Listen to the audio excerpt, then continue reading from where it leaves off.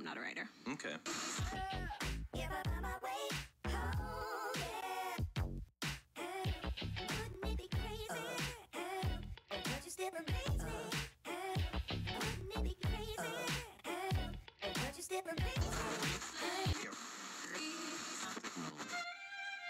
Well, folks, it's time to kick it old school. So you can feel cool. Give it to me, baby. Baby. Yeah.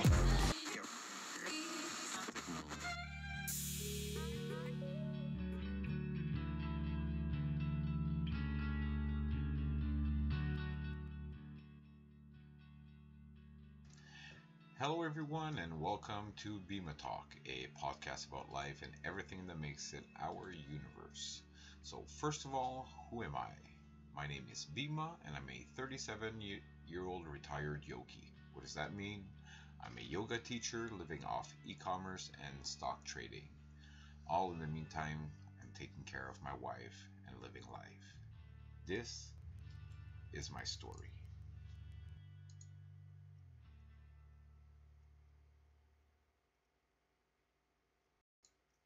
Not too long ago, I was chasing a dream that was sold to me a long time ago. A dream that I really didn't want, but thought I needed to achieve. Most of you guys will refer to it as the rat race. Always buying more, bigger, better, being this perfect image of the Mr. and Mrs. Smith routine. My car's bigger than yours, my vacation's better than yours. My wife's prettier than yours. You get the picture. I tried to fit in. I tried to be part of it, but it was not for me. It was not for us.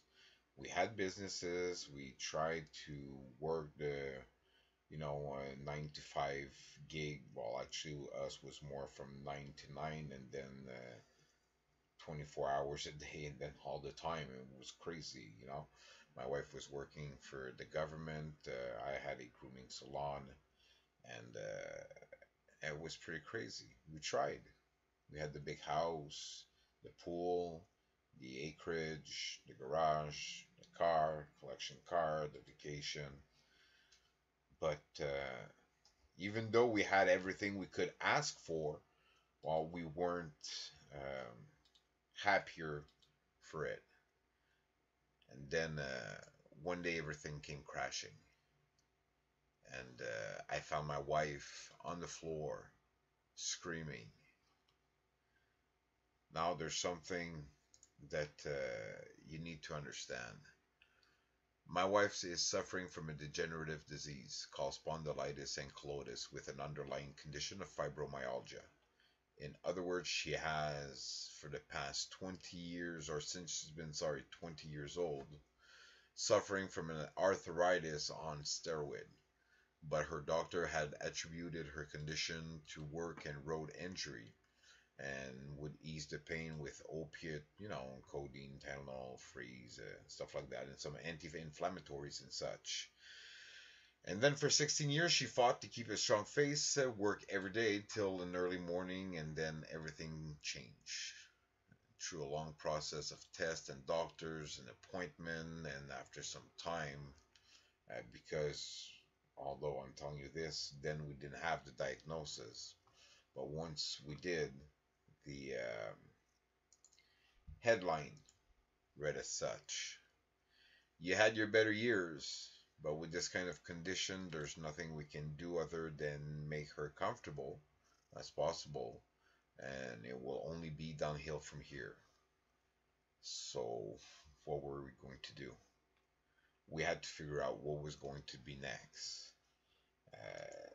Life took a whole different aspect here, and then her condition even got worse, to a point where I couldn't even leave home anymore. I couldn't leave her alone, so I had to, decline jobs and contracts, and we were getting lost. We didn't know where else to go. We were alone in most of this. Most of our friends and family walked away once her condition became apparent, and And for the few that actually did stay, was only to have a voyeurist eye and cast judgment and prejudice, uh, but never a helping hand. So at some point we reached the fuck it state. Couldn't care less anymore. Couldn't care less what would happen. We couldn't care less if we ended up homeless or anything. What was important was my wife and taking care of her, and everything else became surreal, unimportant. And that's it. And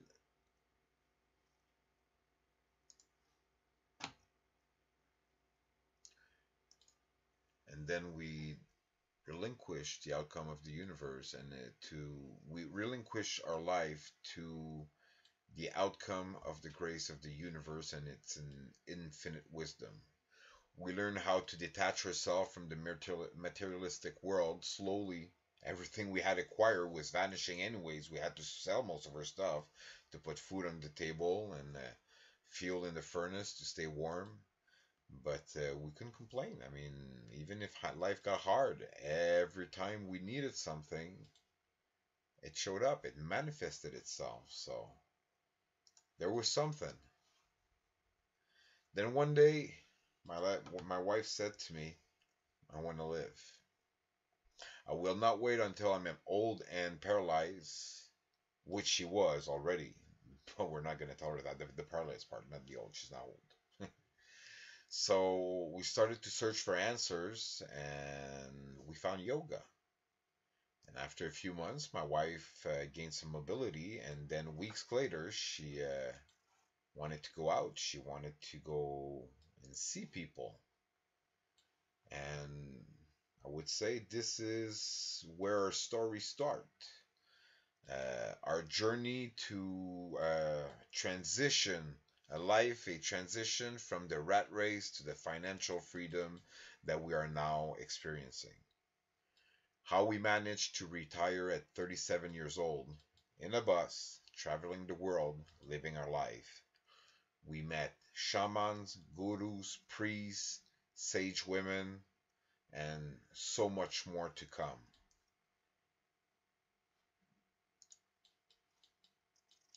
Today we live life day by day as yogis by the means of e-commerce, entrepreneurship, and financial trading, and as yoga teachers and now bloggers. Someone once told me you need three passions in life: one that makes you healthy, one that makes you happy, and the other one that makes you wealthy.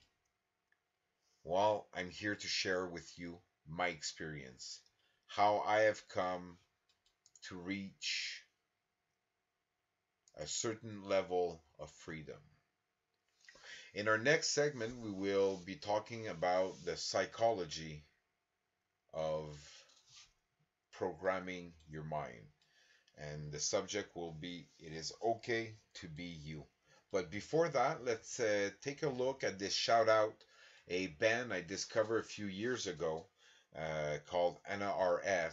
Very good music. If you have a chance, please go to their YouTube channel, subscribe, send them a little comment, or some salt of the earth people traveling the world, meeting with artists everywhere, and producing some really good music. So, see you in a few minutes.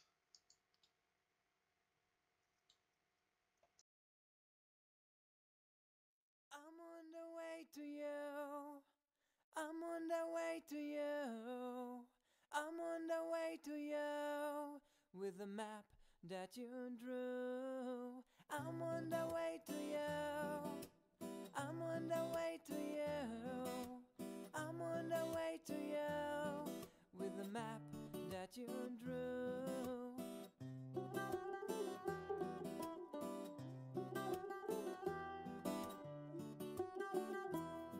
From the desert I come, from the land of sand, bringing you my heart so you'll understand.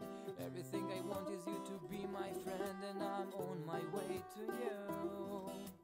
Deep inside I know and I believe in love. Don't care how you call that thing above. I Underneath it all you can hear my heart beating just for you.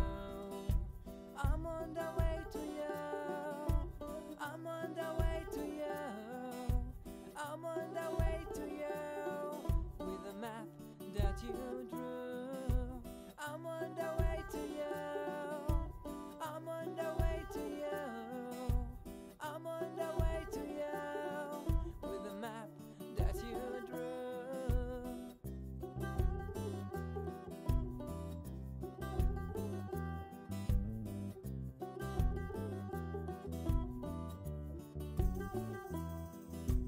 Each of us came from a different place, but together we will live without all chains.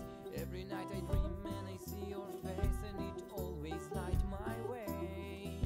I learned to read the signs along the path, and I realized love is the inner breath.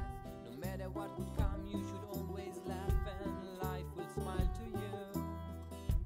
I'm on the way to you. I'm on the way to you. I'm on the way to you with a map that you drew. I'm on the way to you. I'm on the way to you. I'm on the way to you with a map that you drew.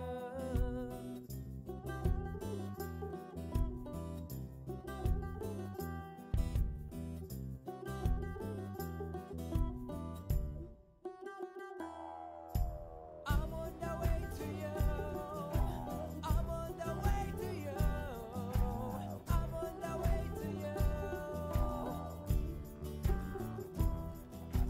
I'm on the way to you. I'm on the way to you. I'm on the way to you. I'm on the way.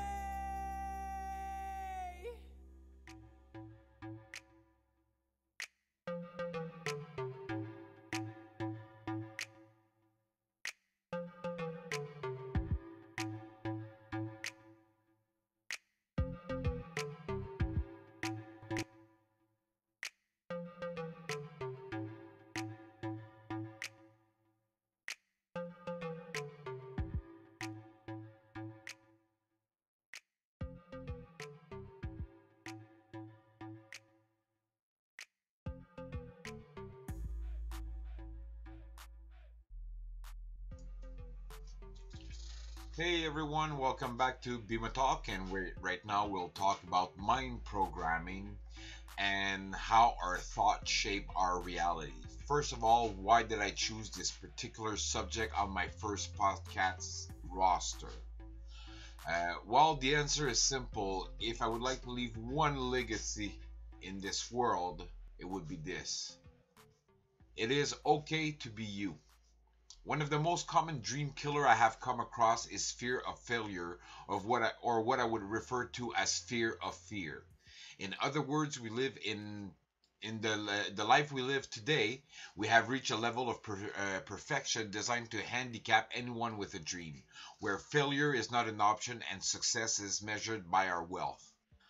But what if that was not the purpose of life? Once Albert Einstein said, "Everyone is a genius, but if you measure the ability of a fish to climb a tree, he will fail every single time." Now let's take that principle and expand it to a new dimension. What if you were not meant to work and pay bills? What if you were not the result of thousands of years of evolution descended from monkey? What if you actually had a purpose to your life? What if you were this amazing soul waiting to explode in ecstasy? And to reach this level of consciousness, we need to understand and take control of the complex machine in which we are traveling in. And the first rule to any takeover is to make sure that you are the one controlling the flow of information. In other words, we need to remove unwanted sentient programs in our mind and make sure we are the only one feeding the codes to our computer. Obviously, I'm talking the mind here. You see, our mind does not make the difference between reality and fiction. Our mind will believe anything we feed it. And once I became aware of this reality, I understood I had to change my mindset and feed this and feed this mind uh, that is not mine, that is my mind in reality, a reality I actually wanted. There was a time I could tell you I was divine. I could see into the future and predict most event in my life, especially the one of negative nature. But today, I would answer to you: I attracted, this experience with the mindset I had. I understand what I will be taking. Sorry. Now, to understand what I will be talking about, we have to we have to take under consideration this principle. We are not this mind, we are not this body. And once we accept this principle, we can move towards a better understanding of ourselves. And I would like to share my perspective with you. This mind of ours that is not us is the result of a series of event, experience, and emotion that shape what I would call our operational conditioning. This response is a result of everything that has ever happened in our past and can dictate with some pretty good accuracy what our future action will be. The reason being that until we become aware of this reality, we identify ourselves with the mind and let our subconscious take control of our action. You know what I mean. The over exaggerated response to a situation we are conflicted about. Someone could look a certain way, and that person will generate some very, very powerful emotion, good or bad. Or a smell could send us decades in the past with family on a Christmas Eve for a pleasant memory. These responses are coming from our subconscious. And today I would like to show you the process I underwent over time to break away from these mental prison conditioning and how I journeyed onto the path of self-discovery. And by breaking away from these conditioning, we slowly take back control of our mind and realize our true purpose.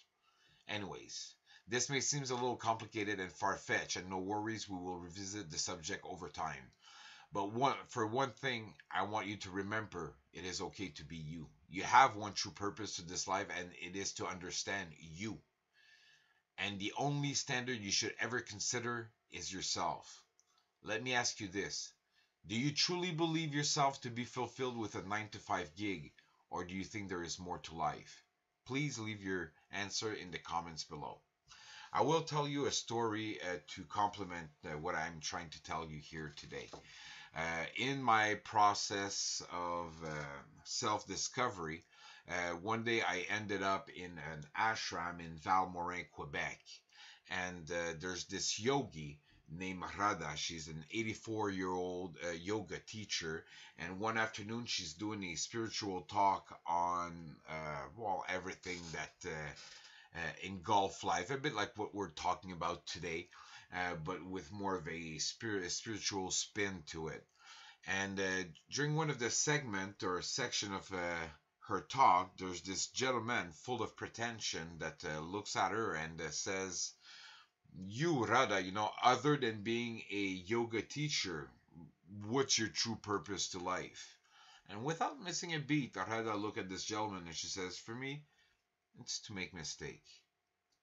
Now, for most, this answer would seem very simple, but withhold a lot of wisdom. When you come to understand that your purpose to life is to make mistake, then you understand that failure does not exist anymore.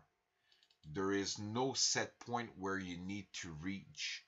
There is no time and space where you need to have accomplished something to be worth someone of worth. Now, when Radha said this, for me, it sent me for a long time on a meditative quest to try to understand this, and this realization has lifted an extreme weight off my shoulders.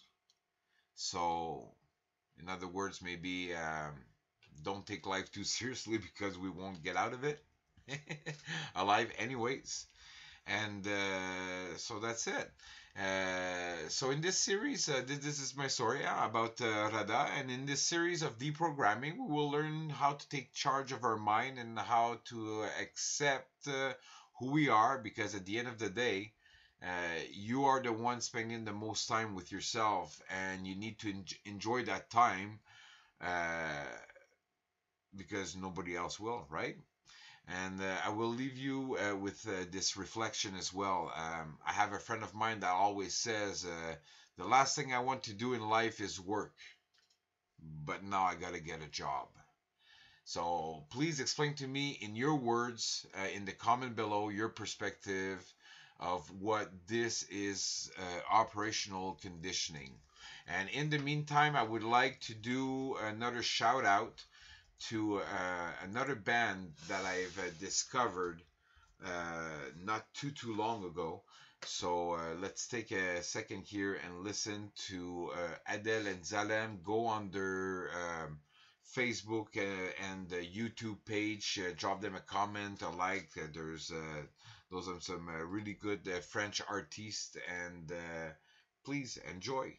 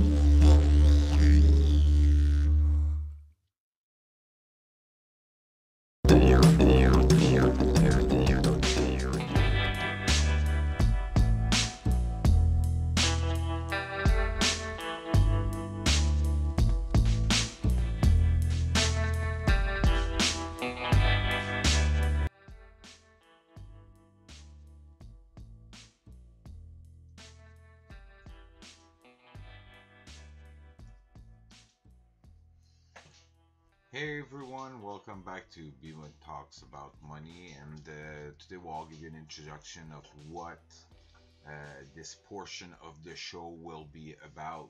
See, I have spent countless hours behind the computer screen on courses, videos, and documents and courses. I think I've said already, but worth mentioning twice. Some were free, some cost fortunes.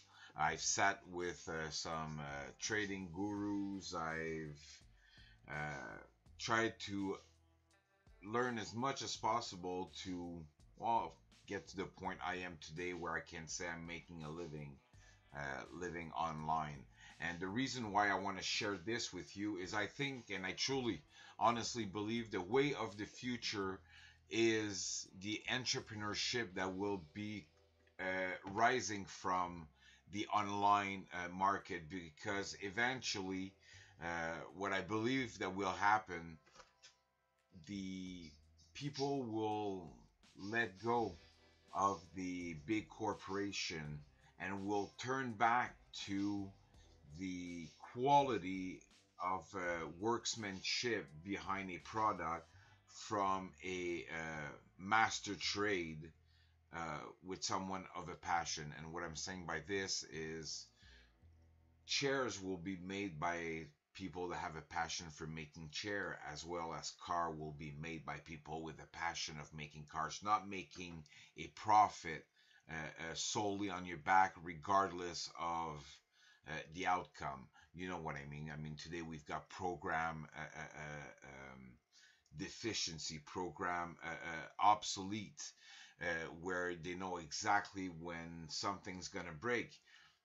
I own a 1967 GMC bus with a two-stroke diesel engine, and it breaks less often than my 2009 Jeep Patriot or my previously 2003 uh, um, GMC Saturn.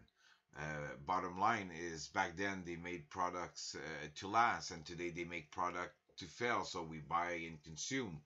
Uh, but I believe that eventually this will reside and will make room for a new kind of market, a new economy. Or I believe that a new market will arise, one where the artists and the workmanship will take over the said market and produce products of qualities, and the .com is the highway in which all of this will be made possible. I mean, today you can buy any T-shirt in any uh, great chain store. Why do we turn to bloggers to buy their shirt? Well, because we want to support them. We want to listen to their stories. We want to we like their style, so we want to represent what they have to offer, and we buy their merchandise. And for that blogger to offer what the market doesn't have right now. It's quality products. So anyways, bottom line is I feel like the 2.3 billion active online users that we have right now is only the tip of the iceberg of what is to come, and how money will be spent and how money will be gained. And this is what I want to share with you, my experience. We'll dive into the e-commerce. We'll talk about social managing, how your social presence online is important, and what you need to gather to be able to have a buying force so you can push some products and entertain people, right? And bottom line, because people don't want to be sold stuff; they want to be entertained. So how can we deliver an entertaining venue to offer a good quality product on the e-commerce aspect? And then after, we'll also look at the click bank and click revenues and blogs and stuff like. We'll look at everything that goes into the e-commerce, and as well as the futures market. That's another thing I have found, another roadmap to financial liberty. There is money to be made, and this money is to be made freely, as if you would be mining a gold mine. All you need to have is the proper tool, the proper know-how, and the means to do investments. And long time ago, when I was a kid, I always wanted to be an investment banker. And maybe, thank God, my mom told me that it was nearly impossible to become a independent investment banker, because I mean, I don't play well with people, and I don't work with well with people. I guess she knew that from an early age, and I guess she pulled my interest away from what what we call retail investors could do, because you needed like $100,000 portfolio to be able to start it, just to walk onto the market. But now today the laws has changed, and your capital required to get onto the market to be able to have a decent portfolio to get somewhere is nowhere near being what it was 10, 20, 30 years ago.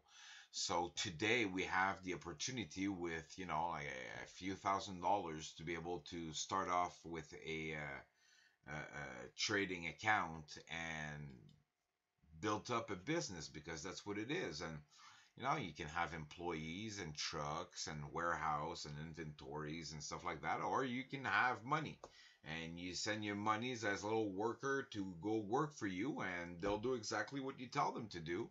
And if you're right and you take the right decision, well, you made money. If you like you made a bad decision, well, you lose money. But then again, you have trucks and you buy a load and the guy doesn't pay. It's the exact same thing as buying a financial contract and, well, being on the downside and losing money.